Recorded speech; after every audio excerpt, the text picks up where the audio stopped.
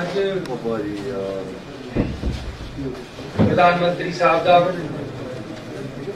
दौरा सी पंजाब का, उन्होंने फिरोजपुर दे विच आना सी, कुछ उद्घाटन ते नाल उन्होंने एक पोलिटिकल रैली भी करनी सी। सो रास्ते दे विच वादा होने करके वो वापस मुड़ना पिया, उस गल का सानू खेद है। आफ्टर ऑल वो देश के प्रधानमंत्री है, सरकार मिलकर चलदियां हमेशा। ऐसे अपने प्रधानमंत्री का पूरा सत्कार करते हैं। डेमोक्रेटिक सिस्टम है, फेडरल सिस्टम है, चुनी हुई सरकार है। साडी जिम्मेवारी है कि असी अपने प्रधानमंत्री का सत्कार करिए ते सानू पूरा सत्कार है। मैं आप उन्होंने रिसीव करन ते उन्हां दे नाल रहना सी। पहला तो प्रोग्राम बनिया सी कि मैं उन्होंने बठिंडे रिसीव करना है, उस तो बाद हैलीकॉप्टर दे विच मैं उन्हां दे नाल जाना सी। फिरोजपुर जाके उन्हां दे नाल एक मीटिंग भी अटेंड करनी सी। उस तो बाद उन्होंने एक पोलिटिकल रैली करनी सी, उत्थे साडा जाण दा प्रोग्राम नहीं सी। ये बाद दे विच बनी है पोलिटिकल रैली दी प्रोग्राम, लेकिन उन्हां दा पार्टी दा प्रोग्राम सी। लेकिन कल हर किसी नूं जिन्हें भी प्राइम मिनिस्टर साहब नूं दे नेड़े जाना है, उन्हां नूं अपना कोरोना टेस्ट कराना पैंदा है। ਜਦੋਂ ਕੱਲ ਮੈਂ ਤੇ ਆਪਣੇ ਦਫ਼ਤਰ ਦੇ ਬੰਦਿਆਂ ਦਾ ਜਿਨ੍ਹਾਂ ਨੇ ਮੇਰੇ ਨਾਲ ਜਾਣਾ ਸੀ, ਉਹਨਾਂ ਦਾ ਕੋਰੋਨਾ ਟੈਸਟ ਕਰਾਇਆ, ਤਾਂ ਮੇਰੇ ਹਰ ਟਾਈਮ ਨਾਲ ਰਹਿਣ ਵਾਲੇ ਸਰਦਾਰ ਜੀ ਜਿਹੜੇ ਕਿ ਸਾਡੇ ਪ੍ਰਿੰਸੀਪਲ ਸੈਕਟਰੀ ਹੈ, ਉਹ ਕੋਰੋਨਾ ਪੋਜ਼ਿਟਿਵ ਆ ਗਏ। ਮੇਰਾ ਇੱਕ ਪੀਏ ਹਰੀ ਸਿੰਘ ਸਰਕਾਰੀ ਤੌਰ ਤੇ ਜਿਹੜਾ ਸਾਡੇ ਨਾਲ ਹੈ, ਉਹ ਕੋਰੋਨਾ ਪੋਜ਼ਿਟਿਵ ਆ ਗਿਆ। ਇਸ ਕਰਕੇ ਮੈਂ ਆਪਣੀ ਜ਼ਿੰਮੇਵਾਰੀ ਸਮਝੀ कि मैनू इस हालत दे विच जाना चाहिए कि नहीं जाना चाहिए, क्योंकि वो मेरे इन टच है। प्रधानमंत्री जी बहुत ही कीमती शख्सियत होंगे हैं, उन्होंने इन टच आना इस तरह, जबकि मेरे in touch they which corona वाला बंदा आया हुआ, जाना चाहिए कि नहीं। मैं इस बारे राती अपनी कैबिनेट के नाल दी राय मंगी। कैबिनेट ने मैनू राय दी कि सानू प्रधानमंत्री जी के ऑफिस में दस देना चाहिए है कि मैं कोरोना पॉजिटिव दे टच विच आया, इस करके मैनू आदेश दिते जाण कि मैं तुहाडा स्वागत करन ते पहुंचा कि ना पहुंचा। उत्थों सानू लिखती तौर पर आदेश आया व्हाट्सएप पे मैसेज कि हिमाचल ते हरियाणे के मुख्यमंत्री भी बीसी से जुड़ रहे, तुसी भी बीसी से जुड़ जाओ, ਤੁਹਾਨੂੰ फिर इस हालत च नाल नहीं आना चाहिए।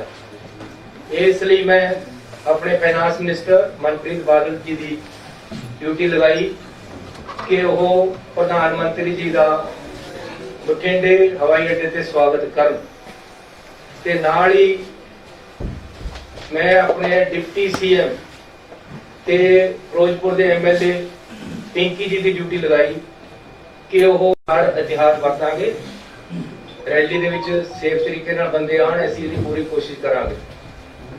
ते असीं रात नूं 3 बजे तक कोशिश करके जिन्ने भी किसान रैली ते सड़क ते बैठे सी उन्हां नूं उठाया।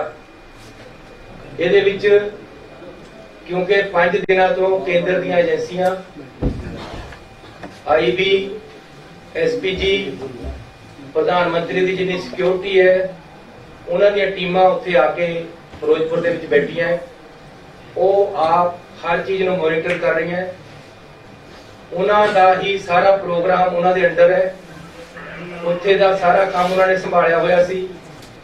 इसलिए उन्होंने भी नाल मिल के साडे नाल पूरी कोशिश की।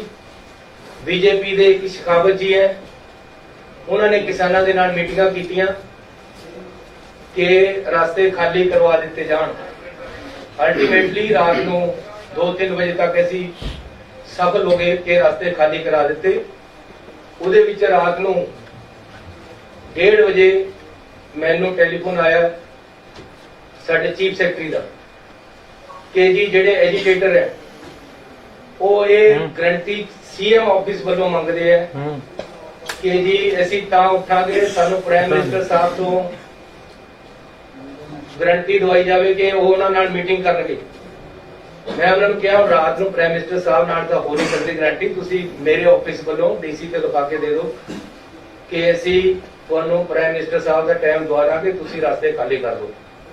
ਅਲਟੀਮੇਟਲੀ ਰਾਤ ਨੂੰ ਕਿਸਾਨ ਮੰਨ ਗਏ, ਉਹਨਾਂ ਨੇ ਰਸਤੇ ਖਾਲੀ ਕਰਤੇ ਤੇ ਸਾਰੇ ਰਸਤੇ ਸਮੂਥਲੀ ਚੱਲਣ ਲੱਗੇ। ਉਸ ਤੋਂ ਬਾਅਦ ਮੈਂ ਰਾਤ ਨੂੰ ਲਗਭਗ 1:45 ਵਜੇ ਆਈਬੀ ਦੇ ਡਾਇਰੈਕਟਰ ਸਾਹਿਬ ਨੂੰ ਟੈਲੀਫੋਨ ਕੀਤਾ ਹੈ। ਬਾਈ ਚਾਂਸ ਉਹਨਾਂ ਨੇ ਚੱਕਿਆ ਨਹੀਂ। ਮੈਂ ਡੀਜੀਪੀ ਨੂੰ ਕਿਹਾ ਕਿ ਉਹਨਾਂ ਦਾ ਮੈਨੂੰ ਨੰਬਰ ਭੇਜੋ ਪਹਿਲਾਂ। ਉਹਨਾਂ ਨੇ ਮੈਨੂੰ ਨੰਬਰ ਭੇਜਿਆ। ਮੈਂ ਆਪ ਉਹਨਾਂ ਨੂੰ ਕਾਲ ਕੀਤੀ ਕਿ ਹਾਲਾਤ ਬਿਲਕੁਲ ਕਲੀਅਰ ਹੋ ਗਏ ਆ ਉਹਨਾਂ ਨੂੰ ਦੱਸਣ ਵਾਸਤੇ ਤੇ ਉਹਨਾਂ ਦੀ ਰਾਏ ਪੁੱਛਣ ਵਾਸਤੇ, ਲੇਕਿਨ ਉਸ ਸਮੇਂ ਉਹ ਚੱਕ ਨਹੀਂ ਸਕੇ। 3 ਵਜੇ ਤੱਕ ਇਹ ਕੰਮ ਐਸੀ ਕੀਤਾ ਹੈ। ਸਵੇਰੇ ਲਗਭਗ 6:30 ਵਜੇ ਮੈਨੂੰ ਆਈਬੀ ਡਾਇਰੈਕਟਰ ਦਾ ਟੈਲੀਫੋਨ ਆਇਆ।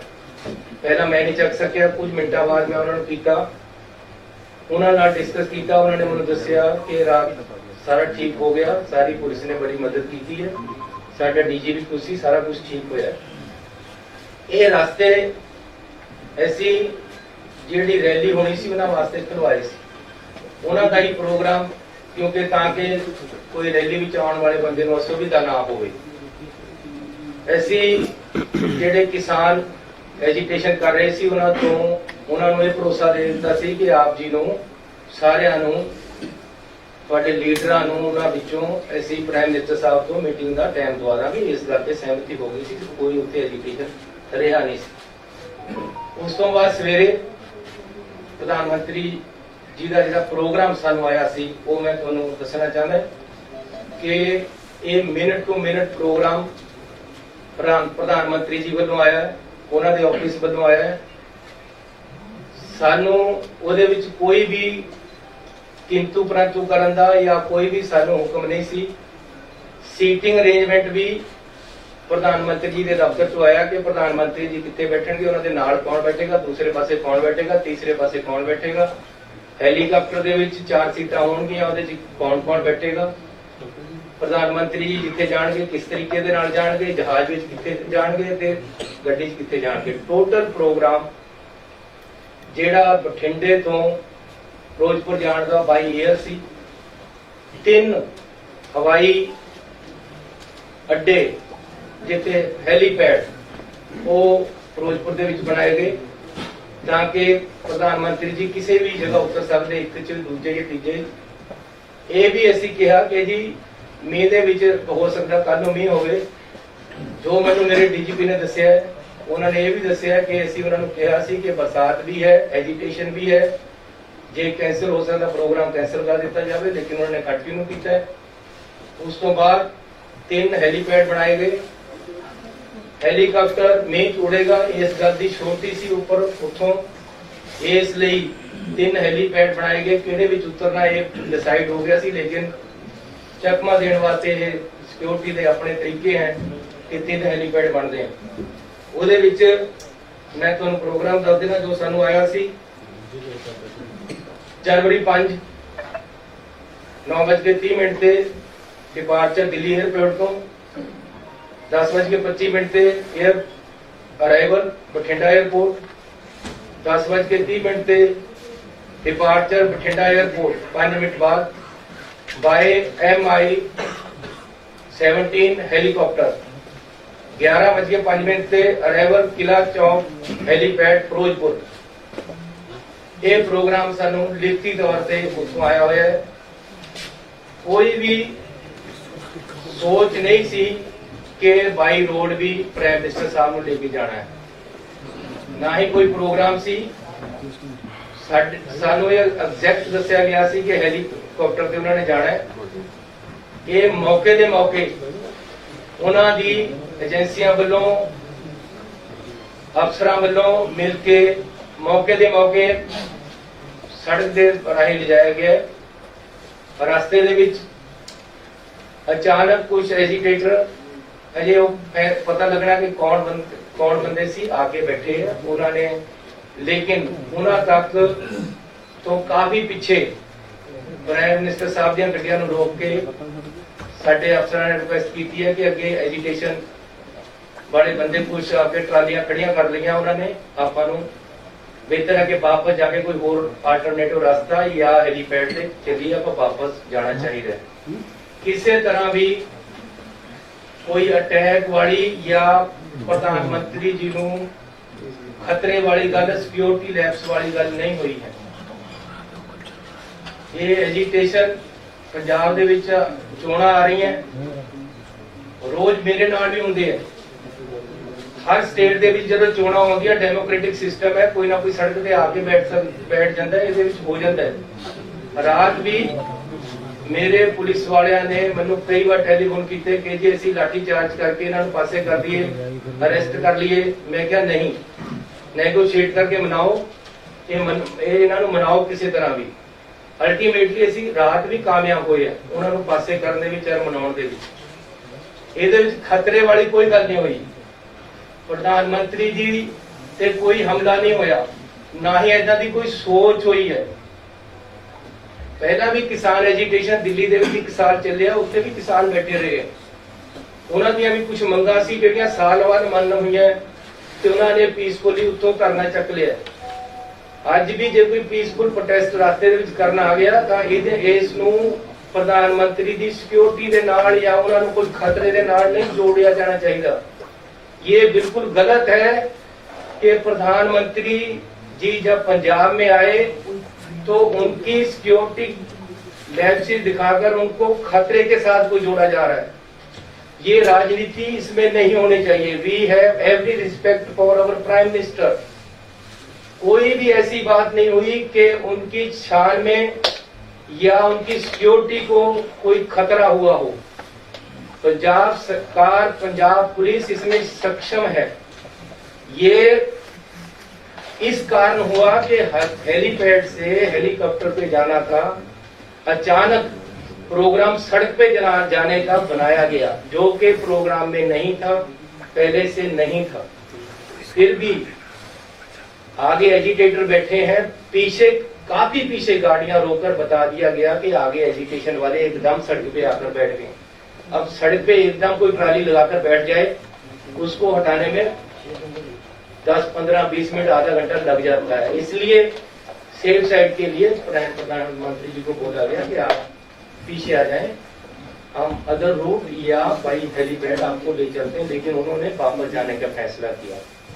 सो मैं पंजाब सरकार की तरफ से आपको क्लियर करने आया हूँ कि इसमें किसी भी तरह का कोई खतरे वाली बात नहीं थी, ना ही हुई है। ये टोटली एक पीसफुल एजिटेटर आकर अचानक सड़क पे बैठ गए, जिस सड़क पे हमारा जाने का कोई प्रोग्राम नहीं था। प्रोग्राम हेलीपैड के साथ जाने, हेलीकॉप्टर पे जाने का था, और किसी तरह का कोई खतरा यहाँ नहीं है और ना ही था, ना ही प्रधानमंत्री जी को ऐसा हुआ है।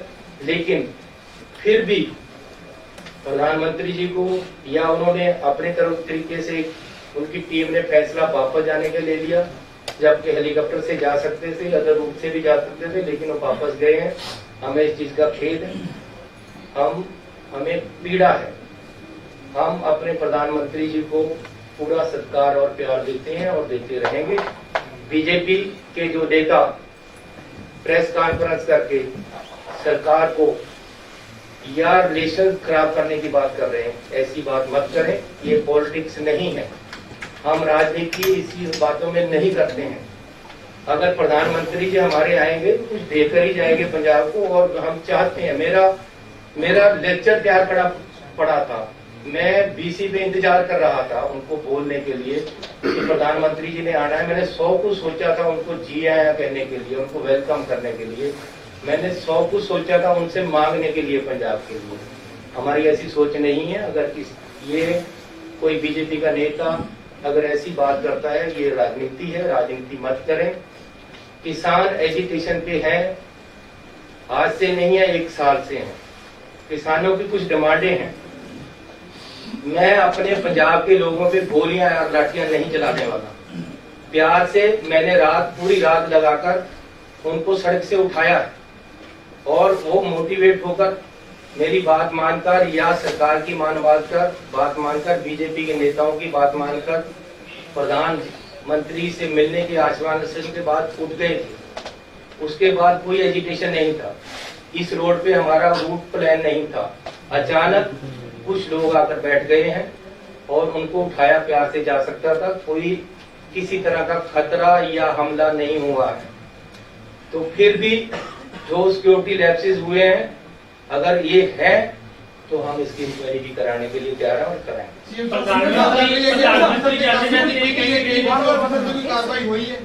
कोई ऐसी कार्रवाई नहीं हुई है, क्योंकि अजे तक कोई ऐसा गल नहीं है। किसी तरह का प्रधानमंत्री जी के कोई खतरा नहीं सी। इसनूं तरोड़ मरोड़ के गल नूं होर पासे लिजाण की कोशिश किसी पार्टी वालों नहीं करनी चाहिए। ना ही कोई इदां दी गल है। We have every respect over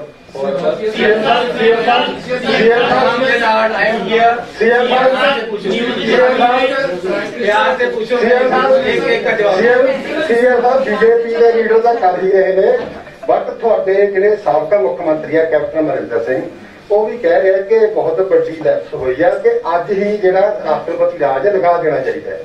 देखो, आज नहीं तो 4 दिन लगना ही है। सानू मेरी कोई मुख्यमंत्रीशिप या साडी कैबिनेट या कांग्रेस पार्टी इस गल पे नहीं खड़ी है। ना ही ऐसी कोई ये कह रहे हैं कि तुसी ना लगाओ। लेकिन मैं ये कह रहा कि अननेसेसरीली राजनीति नहीं होनी चाहिए। ये बिल्कुल ही नॉन पोलिटिकल मसला है। 1 साल तो किसान दिल्ली विच भी बैठे हैं यार, उत्थे क्या हो गया सी? आखिर 1 साल उत्थे नहीं पीसफुली बैठे रहे। उन्होंने क्या ही ना करे किसी ते अटैक किया। मैं अपने किसानों ते किवें गोली चला दा, मैं उन्हां ते किवें लाठियां मारा? मैं जब मैं प्यार नाल ठाल सकदा उन्होंने, रात नूं ठालिया ही है। मैनू रात भी होम मिनिस्टर साहब का टेलीफोन आया है कि जी बंदे सड़क ते आके बैठ गए, साड़ी रैली है। प्राइम मिनिस्टर साहब ने तो बाई रोड जाना ही नहीं सी, उन्होंने रोकण वास्ते नहीं सी बैठिया कोई।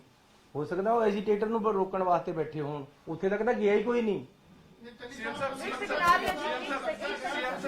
एक मिनट, राजनीति जी पूछ लेना, राजनीति पूछ लेना।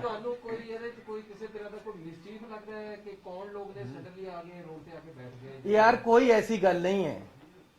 किसानां दीयां डिमांडां अजे कुछ खड़ियां हैं, इस करके वो रात मैनू अज तो 15 दिन पहला होम मिनिस्टर साहब का टेलीफोन आया, चन्नी जी वो लोग किसान रेलवे लाइन को रोक कर बैठे हैं, आप उनको हटाओ। जम्मू कश्मीर और यहाँ कोल आने की प्रॉब्लम है। ऐसे उन्होंने उठाया है, हमने उनको उठाया है, उनसे बातचीत करके यहाँ मैंने खुद बुलाकर मीटिंग की और उनको प्रेरित किया कि भाई नहीं, किसानों का भी नुकसान हो रहा है, देश का नुकसान हो रहा है, आगे भी कोला जाना है, आप उठो, आप डिमांड बताओ। मैंने उनकी डिमांडें मानी है।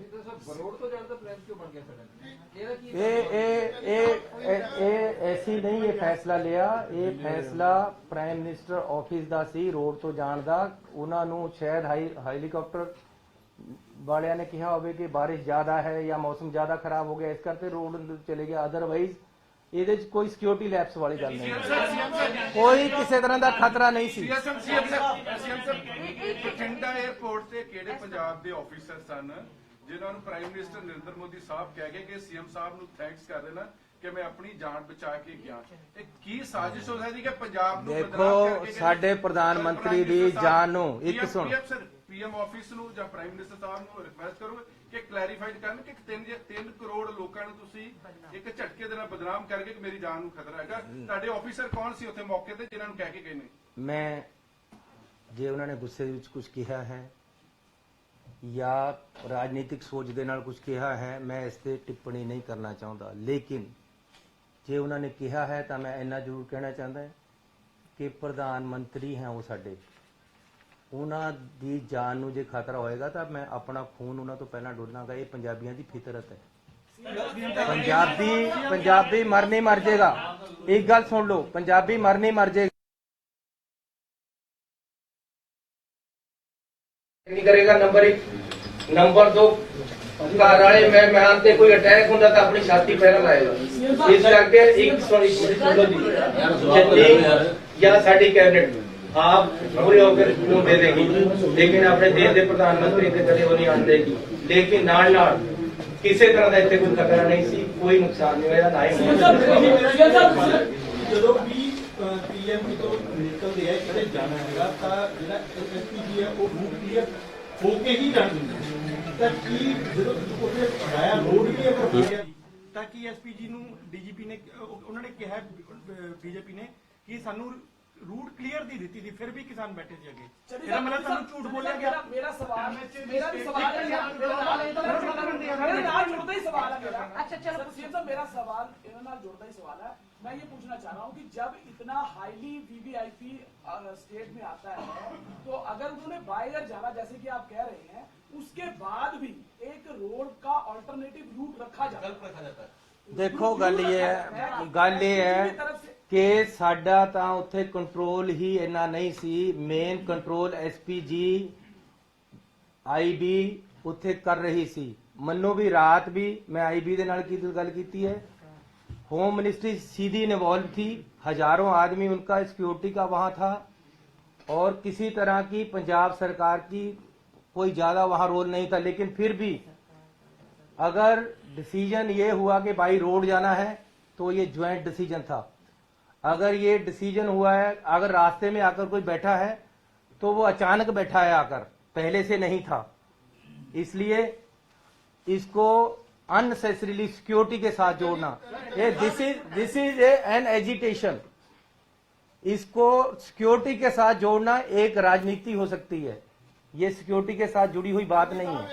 अगर एक साल किसान दिल्ली में बैठ सकते हैं तो क्या वो प्रधानमंत्री जी को या होम मिनिस्टर को या मुझे या किसी और को खतरा था?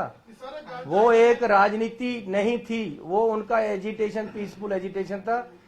यहां भी पीसफुल एजिटेशन था, रात हमने एजिटेशन उठाया था। अचानक कोई आकर बैठ गया तो उसमें कोई ये नहीं है कि जी किसी को खतरा था।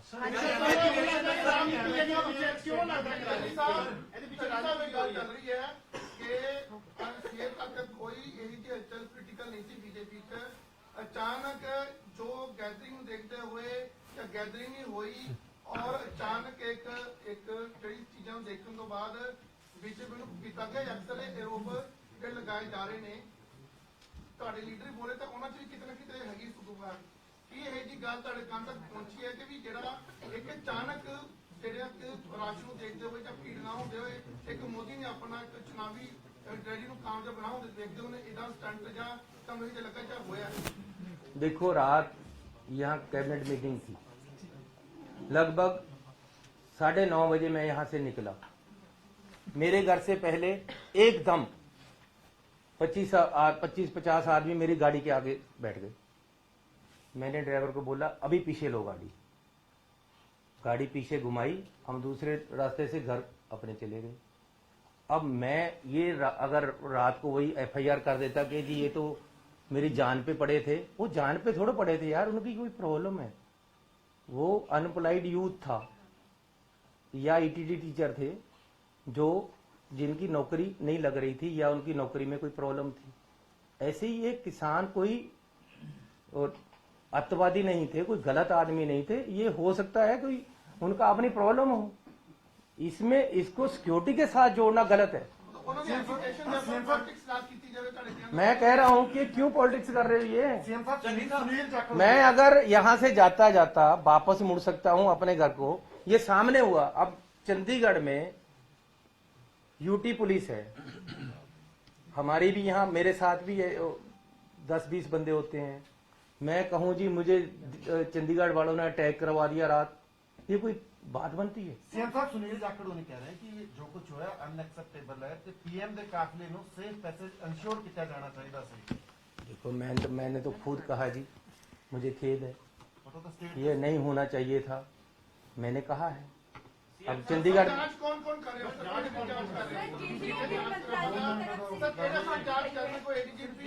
और होता है होने ऐसी बंदे लगामा हरियाणा मुख्यमंत्री से बात हुई, उन्होंने कहा भाई चंद्री साहब को मुख्यमंत्री रहने का कोई अधिकार नहीं है। मैं राष्ट्रपति से बात करूंगा सरकार को बर्खास्त करने की। अरे रात मुझे मुख्यमंत्री के, हरियाणा के मुख्यमंत्री के घर के सामने वो रोका था। झंडा बीजेपी के लोग सुनो, रात मुझे मुख्यमंत्री हरियाणा के घर के आगे 50 आदमियों 25-30 आदमियों ने एकदम रोक लिया, आगे आकर बैठ गए।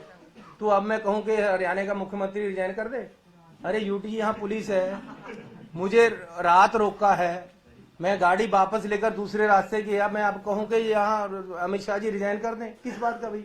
अरे ये पहली बात ये है कि this is a political agitation, इसमें सिक्योरिटी लैप्सेस वाली बात नहीं है, खतरे की कोई बात नहीं है।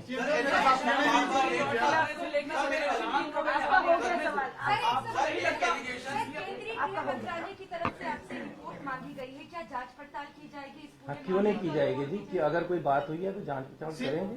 सीएम साहब जब मेरे साथियों ने पूछा आखिर पूरे घटनाक्रम के पीछे ਤੁਹਾਨੂੰ ਕੀ ਲੱਗਦਾ क्यों ये पूरा सीन है ਜਿਹੜਾ? अरे इसमें ਇਹ ਲੱਸੀ ਨੂੰ ਜਿੰਨਾ ਮਰਜ਼ੀ ਰਿੜਕੀ ਜਾਓ, ਇਹਦੇ 'ਚ ਕੁਝ ਨਹੀਂ ਹੈ। ਗੱਲ ਸਿਰਫ ਇੰਨੀ ਹੈ ਕਿ ਪ੍ਰਧਾਨ ਮੰਤਰੀ ਜੀ ਆ ਰਹੇ, ਉਹਨਾਂ ਨੇ ਉੱਥੇ ਰੈਲੀ ਕਰਨੀ ਸੀ, किसाना ने रैली नु रोकने वास्ते आले जाले बंदे लगा दिए। एक मिनट यार, इतनी मैं जाऊंगा नहीं कहीं। हमने उन बंदे को उठा दिया, सबको रात को उनको मना लिया, यार ना करो ऐसे। अब 70,000 कुर्सी लगी हुई, 700 बंदा वहां पहुंचा, मैं क्या करूं यार?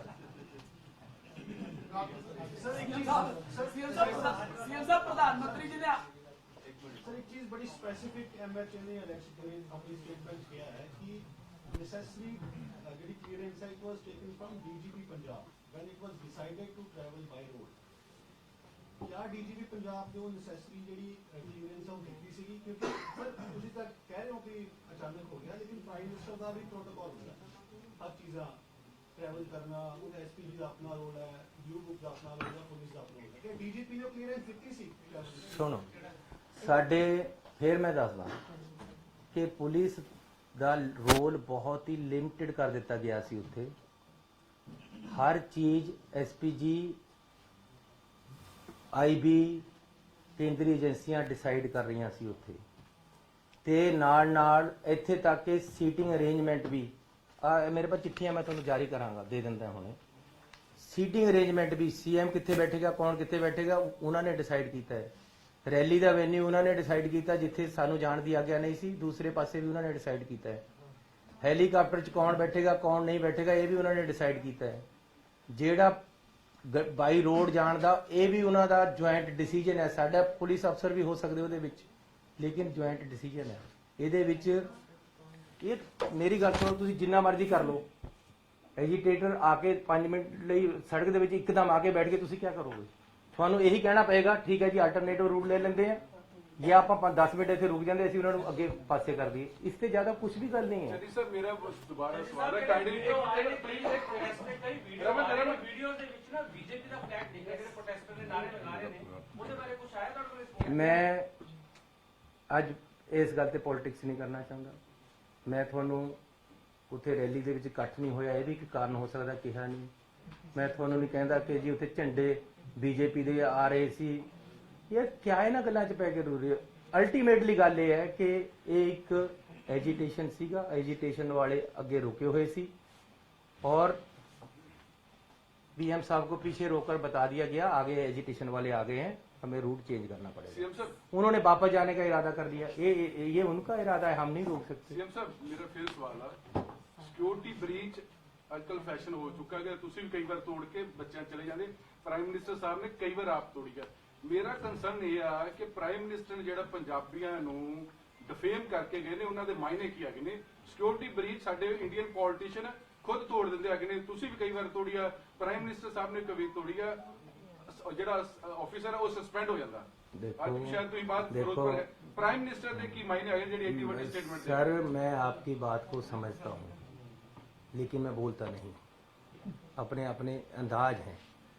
मैं शरीफ सोच से चलता हूँ, मुझे कोई गाली दे देता है मैं कहता है यार ठीक है तू अच्छा बंदा है, यही समझ लो कि मुझे गाली दी है तो मैं कह रहा हूँ तुम अच्छे बंदे। लेकिन प्रधानमंत्री बड़े हैं, मेरे से बड़े हैं उम्र में, मेरे से बड़े हैं ओहदे में, उनको एजिटेशन वालों ने आगे रोका है वो पीछे रुक गए हैं, किसी तरह का जान माल का खतरा नहीं था। लेकिन अगर उन्होंने गुस्से में या राजनीतिक तौर पे कुछ मुझे कह दिया है, मुझे एक्सेप्टेड है, मैं उनको जवाब नहीं देना चाहता। मैं उनको कहता हूँ खुश आमदीद, आप फिर आओ, लेकिन हम आगे से अच्छे इंतजाम करेंगे, आपको ऐसी दिक्कत नहीं है।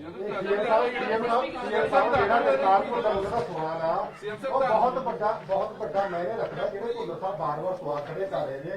ਤੁਸੀਂ ਕਿਹਾ ਕਿ 1 ਸਾਲ ਕਿਸਾਨ ਉੱਥੇ ਬੈਠੇ, ਪ੍ਰਧਾਨ ਮੰਤਰੀ ਨੇ ਸਮੁੱਚੇ ਪੰਜਾਬੀਆਂ ਦੀ ਜਿਹੜੀ ਐਡੀ ਵੱਡੀ ਗੱਲ ਕਹਿ ਕੇ ਗਏ ਆ ਵੀ ਸ਼ੁਕਰ ਆ मैं ਉੱਥੇ ਜਿੰਦਾ आ गया। ਇਹ ਬਹੁਤ ਵੱਡੀ ਗੱਲ ਆ। अरे मैं कह रहा हूँ भाई साहब, कह रहा हूँ मैं, ਪੰਜਾਬੀਆਂ ਨੂੰ ਪਹਿਲਾਂ ਅੱਤਵਾਦੀ ਦੱਸਿਆ ਗਿਆ, ਖਾਲਿਸਤਾਨੀ ਦੱਸਿਆ ਗਿਆ, मतलब की नहीं उत्थे दस्या गया जो किसान अंदोलन दस्या। देखिए मेरी बात इस करके आज फिर प्रधानमंत्री ने एक 3 करोड़ पंजाबियों की बेइज्जती करके गए ने। इस करके बार-बार जगतारपुर लोग ये गल कह रहे हैं कि तुसीं जेह्ड़े मैंने की है ਉਹਦੇ बारे दसो। मेरी बात सुनो, मैं इसके मैंने नहीं निकालना चाहता, मुझे पता है मैंने क्या है, लेकिन निकालना नहीं चाहता। मैं एक जिम्मेवार पोस्ट पे हूँ। मैं होम मिनिस्टर साहब से मिलने गया था, एक ही बार मिलने गया हूँ।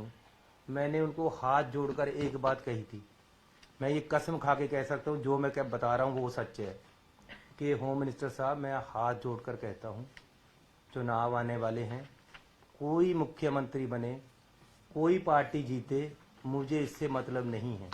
ये मैंने कहा था, फिर रिपीट कर रहा हूँ कि होम मिनिस्टर साहब, मैं हाथ जोड़कर कहता हूँ कि चुनाव आ रहे हैं, कोई मुख्यमंत्री बने, कोई पार्टी जीते, इससे मतलब नहीं है। लेकिन एक कृपा करना, एक मैं आपसे रिक्वेस्ट करता हूं कि पंजाब में सद्भावना, आपसी प्यार बना रहे। पंजाब में किसी तरीके से कोई भी गड़बड़ ना हो इलेक्शन में, इसका जरूर ध्यान रखना। ये मैं उनको रिक्वेस्ट करके आया था। अब अगर फिर भी राजनीति होगी तो वो गलत होगा। सर, आप पर भी आरोप लगाए जा रहे हैं। बीजेपी नेता मीनाक्षी लेखी का कहना है कि जब जहां पर रोका गया था प्रधानमंत्री के काफिले को, उस वक्त जेपी नड्डा की तरफ से आपको फोन किया गया, लेकिन आपने उठाया नहीं। क्या आपको कोई फोन आया? देखो, मुझे कोई टेलीफोन उनका नहीं आया। हाँ, होम मिनिस्टर साहब का टेलीफोन आया था।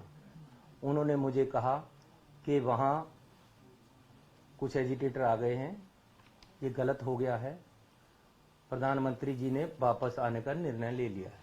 मैंने कहा जी इसकी क्या बात है, मैं आपके पास भी आ जाऊंगा और हमारी तरफ से किसी तरह का कोई गलती नहीं हुई है, चेक कर लेते हैं क्या बात। ये मुझे उनका टेलीफोन आया और किसी का टेलीफोन मुझे नहीं आया दिल्ली से। जो मुझे कोई टेलीफोन करता है, मेरे पास टेलीफोन है, मैं उसी समय उठा लेता हूँ, नहीं तो मेरे साथ 2-4 आदमी होते सरकार के, वो मेरी बात करा देते हैं। मेरी होम मिनिस्टर साहब ने भी किसी मेरे साथी ने, मेरे साथ जो IAS थे, उनके टेलीफोन पे बात हुई। गृह मंत्रालय ने कोई एसएसपी विरुद्ध कोई कार्रवाई की है? कादी जी, केंद्रीय गृह मंत्रालय वालों पता लग गया भी ਤੁਹਾਡੇ ਜਿਹੜੇ ਅਫਸਰ ਦੇ ਖਿਲਾਫ कोई कार्रवाई नहीं, ऐसी कोई गल नहीं है। So thank you very much जी। यार हुण आ गल निबेड़ लईए। बहुत धन्यवाद तुहाडा सारिआं दा।